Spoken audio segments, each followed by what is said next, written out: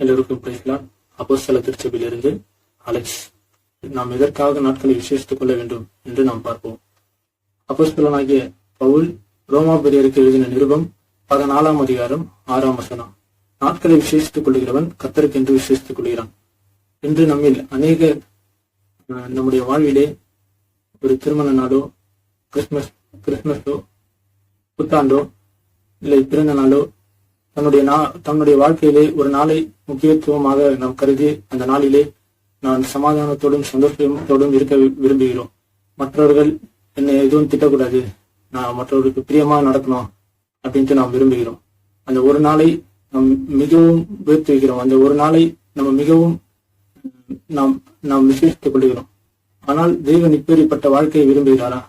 நாம் ஒரு நாள் மாத்திரமல்ல, ஒவ்வொரு நாளும் நாம் சமாதானத்தோடும் சந்தோஷத்தோடும் தேவனிடத்தில் ஐக்கியத்தோடும் பிறரிடத்திலே சாட்சியோடும் மற்றவர்களுக்கு நீங்கள் சாட்சியாக வாழ விரும்புகிறார்.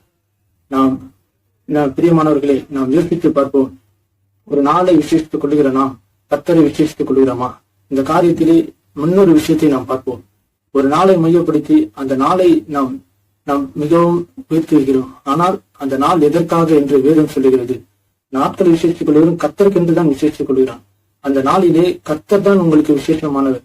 நீங்கள் அந்த நாளின் மூலியமாக நான் தேவனிடத்திலே சேர விரும்ப வேண்டுமே தவிர, அந்த நாள் எனக்கு சிறப்பாக, அந்த ஒரு நாள் மட்டும் எனக்கு மிகவும் சிறப்பாக அமைய வேண்டும் என்று நாம் சிந்திக்க கூடாது. அப்படிப்பட்ட வாழ்க்கை தேவனுக்கு முன்பாக அது பிரியமா இருக்காது.